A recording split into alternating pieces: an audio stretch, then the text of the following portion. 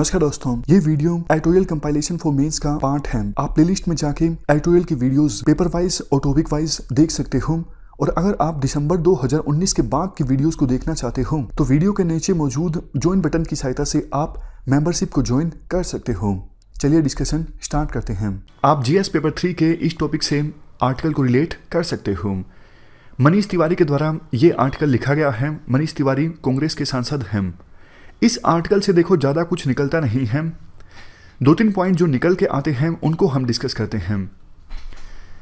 Chief of defence staff की post अब हमारे देश में क्रिएट हो चुकी है और विपिन रावत जो हमारे फॉर्मर आर्मी चीफ हैं वो पहले चीफ ऑफ डिफेंस स्टाफ हैं।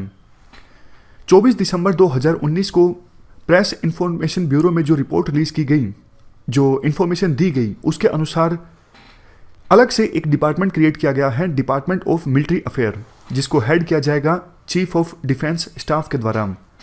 और ये जो डिपार्टमेंट है वो देखो कई सारी चीज़ों को देखेगा। हमारे देश में आर्म्ड फोर्सेस को, जैसे आर्मी, नेवी, एयरफोर्स, इसके अलावा इंटीग्रेटेड हेडक्वार्टर जो है मिनिस्ट्री ऑफ डिफेंस का वो भी यहीं पर होगा, जिसके अंदर आर्मी का हेडक्वार्टर, नेवी का हेडक्वार्टर, एयरफोर्स का हेडक्वार्टर, ये सारे हेडक्वार्टर इसी डिपार्टमेंट में आएंगे।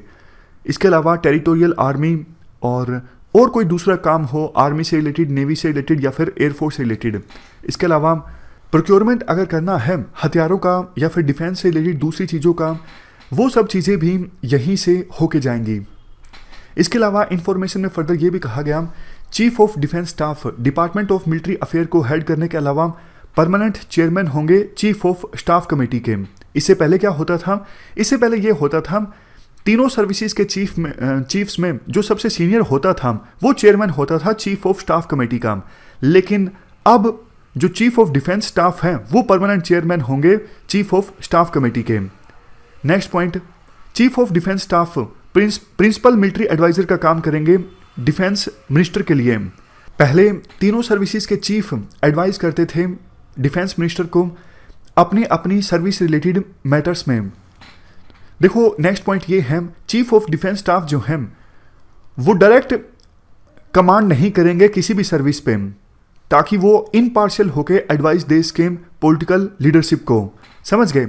मगर मतलब अगर चीफ ऑफ डिफेंस का कमांड होगा आर्मी पे या फिर नेवी पे या फिर एयरफोर्स पे, तो वो इनपार्शियल होके एडवाइस नहीं दे सकेंगे पॉलिटिकल लीडरशिप को। तो डायरेक्टली उनको कोई मिलिट्री कमांड नहीं दी गई है किसी भी सर्विस पे। बट देखो डिज़ाइन में एक फ्लॉ है। डिपार्टमेंट ऑफ मिलिट्री अफेयर के हेड होंगे चीफ ऑफ डिफेंस स्टाफ, तो सबऑर्डिनेशन हो जाएगा तीनों सर्विसेज के जो चीफ हैं उनका।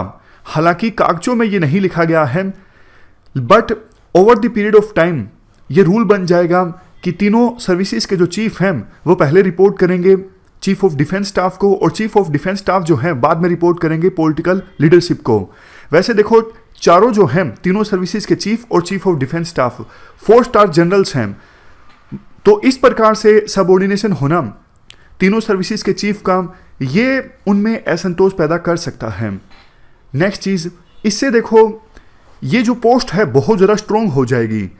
इससे पहले कोई पोस्ट इतनी ज़्यादा स्ट्रॉन्ग नहीं है मिलिट्री सेक्टर की, but chief of defence staff की पोस्ट काफ़ी स्ट्रॉन्ग हो जाएगी। और फ्यूचर में इसका इम्पैक्ट ये भी हो सकता है जो हमारी सिविलियन लीडरशिप है, इस लीडरशिप का होल्ड कमज़ोर हो मिलिट्री लीडरशिप के ऊपर। फिर एक बात ये भी बोली जाती है, देखो एडवाइस तो तीनों सर्विसेज के चीफ भी करेंगे रक्षा मंत्री को, और चीफ ऑफ डिफेंस स्टाफ भी करेंगे।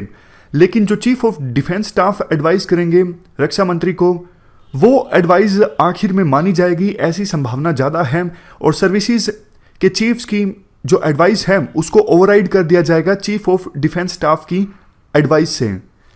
तो मतलब इसी प्रकार की बातें बोली जाती हैं इस आर्टिकल में। इस डिस्कशन में फिलहाल इतना ही है। Thank you very much for discussion.